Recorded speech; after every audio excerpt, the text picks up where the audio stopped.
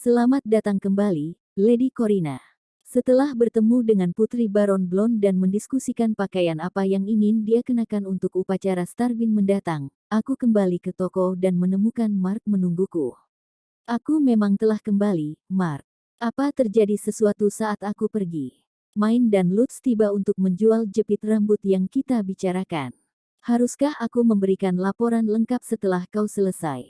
Meski kakakku Beno mengelola usaha dagang Gilberta, aku adalah pewaris masa depan toko yang sebenarnya dan dengan demikian menerima laporan rutin tentang bisnisnya melalui Mark. Apa kau bisa membawakan jepit rambut itu? Aku meninggalkannya di sana dan pergi ke rumahku di lantai 3 sebelum berganti pakaian. Aku kemudian menuju ke kamar yang masih kumiliki di lantai 2, yang merupakan rumah kakakku. Kamar lamaku telah menjadi kantorku sekarang setelah aku menikah dan tinggal di lantai 3 bersama Otto. Maafkan aku, Lady Corina. Ini jepit rambut yang kami beli. Mereka bertanggung jawab atas semua pesanan yang kami terima dari berbagai wanita muda yang mengadakan upacara pembaptisan mereka musim dingin atau musim semi ini. Aku segera melihat dari dekat jepit rambut yang dibawa Mark. Itu terbuat dari bunga-bunga kecil yang dijahit dengan tekun memakai benang tipis berbagai warna. Setiap jepit rambut tampak seperti karangan bunga yang indah, dan aku tahu bahwa ada banyak gadis yang lahir di musim dingin atau musim semi yang akan mau untuk memilikinya, karena sepanjang musim dingin dan awal musim semi sulit untuk mendapatkan bunga untuk hiasan. Itu dibuat dari warna yang berbeda, sehingga pelanggan dapat memilih warna favorit dan berpotensi memilih warna yang cocok dengan rambut mereka. Selain itu, atas permintaan kuat Main untuk membuatnya semurah mungkin, Beno memutuskan untuk menjualnya masing-masing seharga 3 tembaga besar. Tampaknya Main, sebagai seorang anak biasa dari keluarga miskin, ingin jepit rambut itu diberi harga sehingga tetangganya pun bisa membelinya. Aku cukup terkesan bahwa kakakku setuju untuk menjualnya dengan harga yang begitu rendah. Memikirkan bahwa seorang gadis semuda Main akan memiliki kemauan dan pengaruh yang kuat. Apa jepit rambut yang dia jual ke Guildmaster sebelumnya terlihat seperti ini? Tidak, akan adil untuk mengatakan bahwa itu adalah produk yang sepenuhnya berbeda. Benangnya memiliki kualitas tinggi dan bunganya jauh lebih besar. Main telah menjual jepit rambut khusus yang dia buat untuk cucu Guildmaster tepat setelah menunjukkannya pada Beno, merampas kesempatanku untuk melihatnya. Sungguh rasa malu yang mengerikan. Tetap saja, bagaimana mungkin Main bisa menjahit ini? Aku pernah melihat putri bangsawan memakai bunga asli yang dibekukan dalam waktu dengan sihir, tapi tidak pernah ada bunga yang dijahit dari benang seperti ini. Mereka yang tinggal di bagian selatan kota umumnya miskin, dan hanya berpakaian pada kesempatan langka. Aku merasa sangat aneh bahwa Main tahu cara menjahit ini meskipun dilahirkan dan dibesarkan di lingkungan seperti itu. Mark mendengar gumamanku dan mengangkat bahu sambil tersenyum kecil. Baik saya maupun Beno tidak tahu itu. Tampaknya, bagaimanapun dia telah memilih untuk tidak memikirkan asal produk Main dan dari mana pengetahuannya berasal. Dia lebih suka menggunakan waktu dan usahanya untuk memaksimalkan keuntungan daripada mencari jawaban atas pertanyaan yang sia-sia. Dengan kata lain, selama dia mendapat untung, itu tidak masalah. Aku tersenyum pada keputusan berani kakakku, lalu menghela napas. Aku tidak percaya aku bisa melakukan hal yang sama, aku takut. Mempercayai, mendanai, mendukung, dan merangkul seorang gadis muda miskin yang magang hanya untuk memproduksi kertas yang terbuat dari tanaman, produk yang sama. Sekali tidak terkait dengan lini pakaian perusahaan Gilberta sudah berada di luar jangkauanku. Perusahaan Gilberta dimulai ketika seorang wanita membuat pakaian di workshop dan suaminya mulai menjualnya.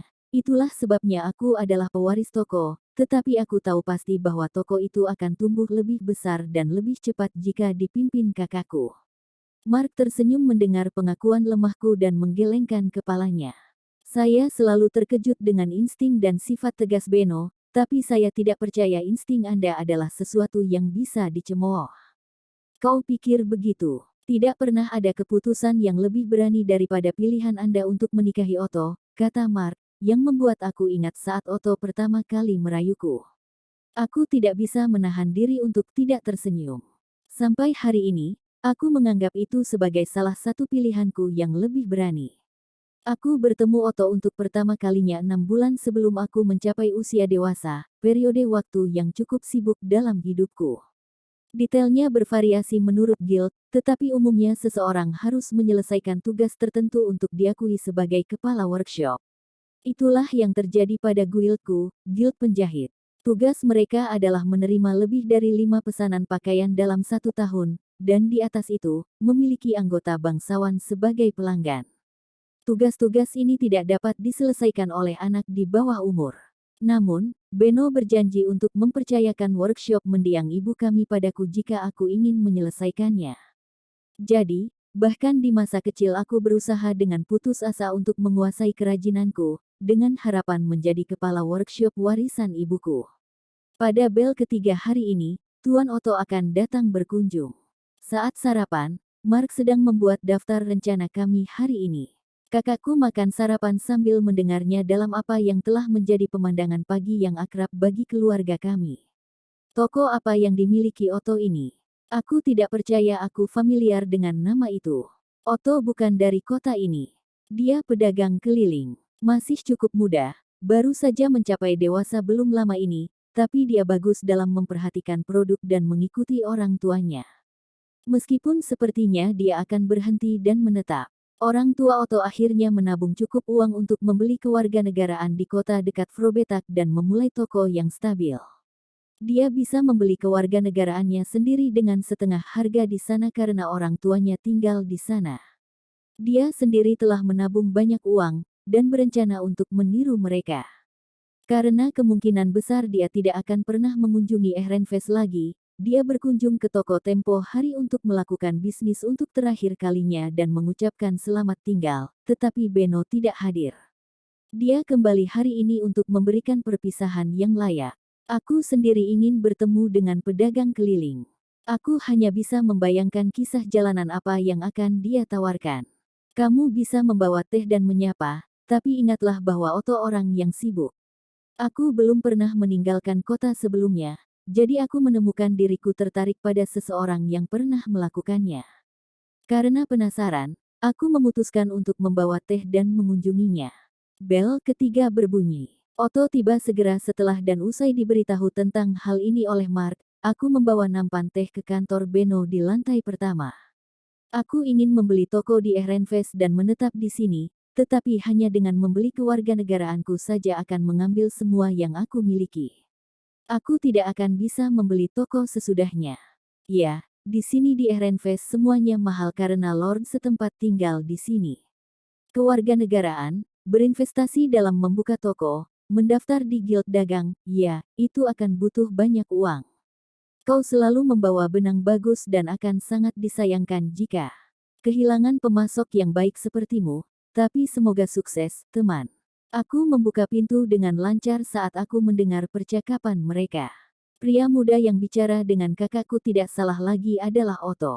Dia memiliki rambut coklat zaitun dan mata coklat muda. Mungkin karena riwayat perjalanannya, dia terlihat lebih berotot daripada para pedagang yang biasa aku lihat. Lebih berotot dari para pedagang, tetapi masih lebih ramping dari para penjaga di gerbang. Dia tampak seperti orang yang tulus, tetapi dia adalah seorang pedagang yang disukai oleh kakakku, jadi tidak diragukan lagi bahwa dia memiliki sisi gelap dalam dirinya. Saya membawa teh. Aku memasang senyum paling sopan dan membawa teh ke dalam.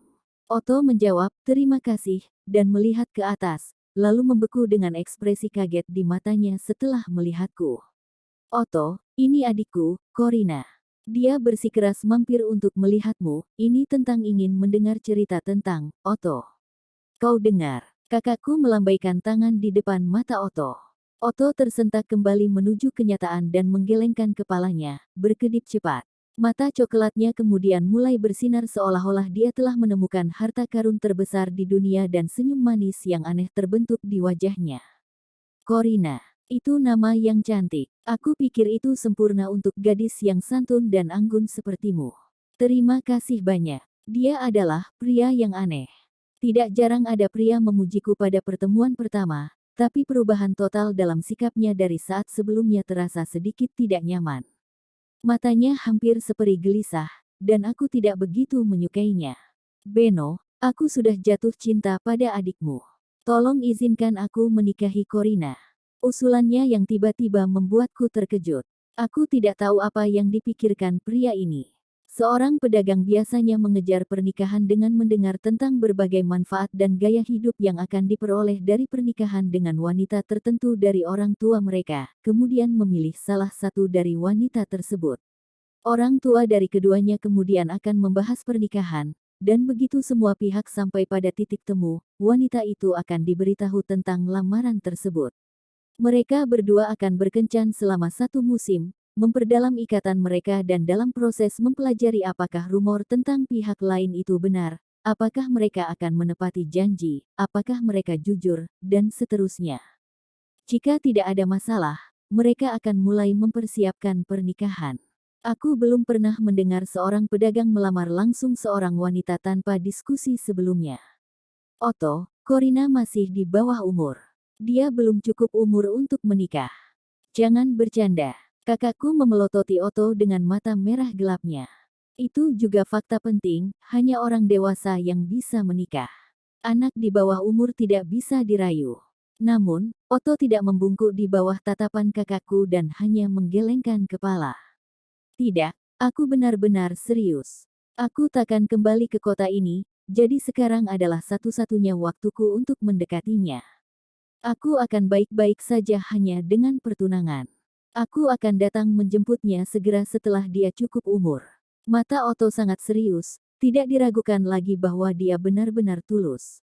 Jika dia menunggu untuk melakukannya sampai dia kembali ke rumah orang tuanya dan mendirikan toko baru, ada kemungkinan aku akan mencapai usia dewasa dan didekati oleh pria lain. Dia berharap untuk membangun pertunangan sebelum itu. Tidak, Corina tidak akan meninggalkan Ehrenfest. Tapi kenapa? Kakakku mengerutkan kening pahit. Itu tidak diketahui publik, tetapi perusahaan Gilberta dimiliki pihak keluarga perempuan. Beno saat ini mengelolanya karena orang tua kami telah tutup usia dan aku masih di bawah umur, tapi aku tetap pewarisnya. Tapi bahkan jika tidak, aku sedang bekerja untuk menjadi kepala workshop di sini. Aku tidak berniat meninggalkan tokoku untuk tinggal di kota lain. Maafkan kekasaranku Otto yang baik, tapi pekerjaanku ada di Ehrenfest dan saya berencana untuk memiliki workshop di sini. Saya mencari pasangan yang tinggal di kota ini yang tidak akan mengganggu pekerjaan saya. Tidak mungkin, wajah Otto diselimuti keputusasaan, dan aku merasa seolah-olah telah mengatakan sesuatu yang sangat kejam. Dia begitu tertekan sehingga hatiku sakit, bahkan untuk orang asing. Tapi sikapku tidak akan berubah. Begitulah. Sayang sekali, mungkin kau akan menemukan gadis yang kamu sukai di kota orang tuamu. Tidak ada gadis yang akan sesempurna Corina. Aku telah melihat dunia sebagai pedagang keliling dan ini pertama kalinya aku melihat wanita idealku. Sepengetahuanku, pertama kali seorang pria jatuh cinta kepadaku, dan aku akui bahwa hatiku berdebar karena lamaran langsungnya yang memukau, tapi aku menggelengkan kepala dan menolaknya. Saya menghargai kata-katamu, tapi saya tidak bisa menikahimu. Aku mengerti, Otto menurunkan bahunya dan pergi. Begitu pintu tertutup di belakangnya, Beno dan aku saling tatap pada saat yang bersamaan. Aku belum pernah melihat Otto bertindak seperti itu sebelumnya dalam hidupku. Kau yakin kau harus menolaknya? Mungkin itu adalah kesempatan sekali seumur hidup. Kakakku menyeringai menggoda, lalu melanjutkan dengan bergumam, meskipun aku tidak berniat membiarkan siapapun membawamu keluar kota. Dan aku tidak berniat meninggalkan kota. Kemudian hari esok pun tiba. Otto kembali mengunjungi perusahaan Gilberta. Dengan mata coklatnya yang bersinar, dia tersenyum cerah yang membuat depresinya kemarin tampak seperti mimpi. Aku membeli kewarganegaraan di sini kemarin. Aku sekarang warga kota. Beno, izinkan aku menikahi Corina. Apa? Hah? Baik Beno dan aku membeku pada pernyataannya yang tak terduga. Kewarganegaraan Ehrenfest sangat mahal. Itu bukan sesuatu yang bisa dibeli secara tiba-tiba. Mata Beno, yang tertutup rapat karena frustrasi, sekarang matanya terbuka lebar, dan dia meninggalkan senyum santun yang dia tuntutkan untuk mitra bisnis. Kau membeli kewarganegaraan di sini. Bukankah kamu bilang kamu akan menggunakan uang itu untuk membeli kewarganegaraan di kota orang tuamu dan membuka toko di sana? Apakah kamu tidak berpikir sebelum bertindak, bodoh? Aku tidak keberatan disebut bodoh. Apa gunanya kewarganegaraan dan toko di sana jika aku tidak menikah dengan Corina? Jika kau bertanya padaku mana yang lebih penting, aku bahkan tidak akan ragu untuk menjawabnya. Tidak dapat dipercaya. Mempertimbangkan keluargaku, karyawanku, dan kedudukanku di guild dagang, aku tidak pernah memikirkan untuk menikah dengan pedagang keliling. Dengan kewarganegaraan atau tidak, pernikahan itu tidak mungkin. Otto, kau berniat mencuri tokoku. Tidak. Jika Corina tidak bisa meninggalkan kota ini, maka aku tidak punya pilihan selain tinggal di sini sendiri. Hanya itu. Aku tidak suka mengungkapkannya padamu, tapi tokoku tidak akan mempekerjakan pedagang keliling. Bagaimana kau akan mencari nafkah sekarang setelah kau menghabiskan semua uangmu untuk membeli kewarganegaraan? Kau pikir aku akan mempekerjakanmu? Atau apakah kau hanya akan mencoba hidup dari Corina? Masa depan apa yang dimiliki seorang mantan pedagang keliling di sebuah kota di mana dia tidak memiliki apa-apa selain kewarganegaraan? Tanpa pengenalan dari seorang rekan, dia tidak akan punya tempat untuk bekerja. Pernikahan akan menjadi kekhawatirannya yang paling kecil. Aku akan kembali. Sambil menggertakkan gigi dan mengepalkan tinjunya dengan frustrasi, Otto berbalik dan pergi. Aku melihat dia pergi bersama kakakku, bahkan merasa lebih buruk daripada kemarin karena menolak. Mentah-mentah perasaan tulusnya padaku. Yah, Corina, sepertinya ada orang aneh yang terobsesi denganmu sekarang. Aku akan menikah dengan pria yang menurutku paling cocok untuk mewarisi toko ini bersamaku. Kalau begitu itu akan baik-baik saja. Ekspresi Beno mengeras dan dia menyentakkan kepalanya ke arah meja. Aku mengerti itu sebagai isyarat untuk duduk dan diskusi serius, dan aku melakukannya. Beno mengeluarkan papan dengan ekspresi tidak senang dan mengulurkannya padaku. Itu adalah surat dari Guildmaster yang meminta pertemuan untuk membahas proposal pernikahan. Ternyata semua ini sampai ke telinga Guildmaster. Pagi ini anak bungsunya melamarmu. Aku mengenal anaknya yang dirujuk Beno. Di masa lalu dia terus-menerus merayu kakak perempuanku. Aku lebih suka tidak menikah dengannya. Itu adalah pikiran tulusku. Guildmaster adalah pria picik yang melamar ibuku segera setelah kematian ayahku, dan setelah ditolak, mulai melecehkan kami dengan cara-cara kecil tapi menyebalkan. Lebih buruk lagi, saat kekasih Beno meninggal, dia melamarkan salah satu putrinya sendiri.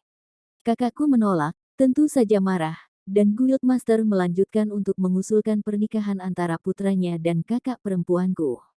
Seperti yang bisa diduga dari kejadian sebelumnya, dia cukup tegas dalam menolaknya. Kamu dapat menghindari menikahi anak Guildmaster dengan menikahi orang lain, tapi kau akan kesulitan menemukan pedagang manapun yang akan mengambil risiko berada di sisi lawan Guildmaster karenanya. Tapi kamu sudah tahu semua itu.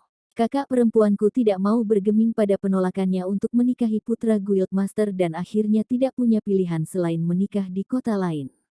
Tapi aku adalah pewaris toko, aku tidak bisa meninggalkan kota. Jika tidak ada yang akan melamarku karena takut akan kemarahan Guildmaster, maka aku benar-benar akan dipaksa untuk menikahi anaknya. Hari berikutnya datang, dan aku depresi karena alasan yang jelas. Akhirnya, Otto datang berkunjung lagi dengan senyum lebar yang tidak menyesal dan lambaian tangan yang antusias. Dia tidak mengenakan pakaian dagangnya dari hari sebelumnya dan malah mengenakan seragam penjaga kota. Aku meminta rekan kerjaku untuk pengenalan pekerjaan dan bergabung dengan penjaga kota, penjaga gerbang. Sekarang apakah kau percaya bahwa aku mengejar Corina dan bukan toko? Tolong izinkan aku menikahinya. Dia telah menemukan pekerjaan hanya dalam sehari. Tentu saja, Beno hanya bisa menatap Otto dengan ekspresi putus asa. Otto, bagaimana kamu akan membayar pernikahan pada saat ini? Corina masih di bawah umur. Aku hanya akan mencari uang sebelum dia mencapai usia dewasa. Seharusnya tidak menjadi masalah. Otto yang baik, apakah kamu sudah mempertimbangkan kemungkinan menyerah pada pernikahanku? Tidak sekali, tidak pernah. Dia menatapku dengan mata yang benar-benar tulus. Aku tidak bisa menahan tawa. Jika kau menikah denganku, hidupmu sebagai pedagang akan berakhir selamanya. Aku harus menolak lamaran dari putra Guildmaster, membuatmu menerima kemarahannya. Kau tidak akan pernah bisa bergabung dengan perusahaan Gilberta. Aku kira kau juga tidak akan bisa merintis toko. Aku bisa melihat Otto menatapku dengan terkejut dan kakakku, dengan mata terbuka lebar, coba menghentikanku. Aku mengangkat tangan untuk menahan kakakku dan melanjutkan. Seluruh hidupmu sampai sekarang akan sia-sia. Apakah ini tidak membuatmu berhenti? Itu tidak akan sia-sia. Karena aku hidup sebagai pedagang keliling, aku bisa bertemu denganmu, Corina. Aku mungkin takut pada otoritas Guildmaster jika aku dibesarkan sebagai pedagang di kota ini, tapi aku tidak terikat oleh wilayah manapun. Aku tidak takut padanya. Meskipun aku mungkin takut menempatkan tokomu dalam situasi yang buruk dengannya, tambah Otto. Namun, penolakan kami yang terus-menerus terhadap lamaran pernikahannya telah menempatkan kami di sisi buruknya, jadi tidak perlu khawatir tentang itu. Kau benar-benar tidak bisa berbuat apa-apa, begitu. Dalam hal ini, aku memintamu menyiapkan tabungan saat aku cukup umur. Dan agak segera, aku mungkin menambahkan, sehingga aku tidak menikah dengan putra Guildmaster. Apa? Apakah itu berarti, baiklah. Aku akan menabung, apapun yang terjadi. Otto mengepalkan tangan dengan ekspresi gembira, dan setelah memberiku ciuman ringan di pipi, keluar dari ruangan. Sulit membayangkan bahwa baru kemarin dia pergi dengan bahu merosot. Terkejut dengan perilakunya yang tiba-tiba, aku melihatnya pergi dengan tangan menempel di pipiku, dan segera mendengar kakakku memanggil namaku dengan suara rendah. Aku menoleh padanya dengan senyum bisnis yang tenang. Bahkan tatapan tajamnya tidak bisa membuat wajahku cemberut. Kakak, aku akan menikahi Otto jika dia menabung cukup uang untuk pernikahan dan semacamnya. Tampaknya dia telah membuat dirinya terpojok dengan membeli kewarganegaraan menggunakan uang tabungannya, tetapi sebenarnya dia telah menyiapkan pekerjaan untuk dirinya sendiri saat bekerja sebagai pedagang keliling. Dia memiliki sifat yang cukup serakah untuk melakukan apa saja demi mendapatkan apa yang dia inginkan, kemampuan untuk membuat keputusan yang memanfaatkan semua sumber dayanya dalam sekejap, dan kepercayaan diri untuk mendapatkan uang dalam jumlah besar dalam waktu singkat. Aku pikir ini bukanlah sifat yang tidak kau sukai. Kataku dengan senyum cerah, menyebabkan kakakku mendecakkan lidahnya dengan kasar. Sepertinya dia memang menyukai Otto. Belum lagi, aku merasa sulit untuk membayangkan bahwa pria lain akan mengejarku dengan sangat keras terlepas dari pengaruh Guildmaster. Aku mengangkat bahu, dan ekspresi kasar kakakku melunak. Dengan seringai yang menunjukkan bahwa dia sudah berhenti ikut campur, dia diam-diam mengacak-acak rambutku. Aku memilih Otto pada hari itu karena dia adalah pilihan yang lebih baik jika dibandingkan dengan putra Guildmaster. Aku benar-benar percaya bahwa itu adalah pilihan yang tepat. Dan sampai hari ini, aku menyesal telah menutup pintu kehidupan Otto sebagai pedagang. Akhir-akhir ini, Benno semakin sibuk, dan aku semakin sering melihat Otto mengunjungi toko untuk mengurus berbagai tugas. Aku percaya bahwa dalam waktu dekat, ketakutanmu mungkin terbukti tidak berdasar, jawab Mark. Aku benar-benar merasa seolah-olah kata-katanya telah mencerahkan hati dan duniaku. Jika dia benar, kegembiraanku akan tak terlukiskan. Aku ingat kakakku mengatakan bahwa dia akan memikirkan pernikahan setelah aku menikah. Aku percaya sudah waktunya baginya untuk mewujudkan kata-kata itu. Aku merasa Benno hanya akan semakin sibuk saat main memperkenalkan produk baru padanya, jadi pernikahan mungkin akan mustahil untuk beberapa waktu, kata Mark sambil tertawa. Jika kakakku tidak dapat menemukan seorang istri karenanya, mungkin aku akan meminta main bertanggung jawab. Aku menyarankan dengan tertawa. Mark untuk sesaat berpikir dengan ekspresi serius, lalu menjawab, aku tidak bisa merekomendasikan itu mengingat buruknya kesehatan main.